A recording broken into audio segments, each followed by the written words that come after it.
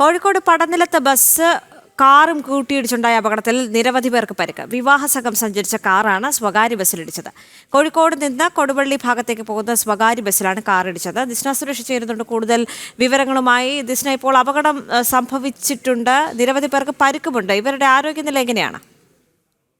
ദേവിക, ആരോഗ്യനില അതായത് വലിയ പ്രശ്നം ഉണ്ടായിട്ടില്ല എന്ന് തന്നെ നമുക്ക് പറയാൻ സാധിക്കും. വിവാഹ സംഘം സഞ്ചരിച്ച കാറാണ് സ്വകാര്യ ബസ്സിൽ ഇടിച്ചത്.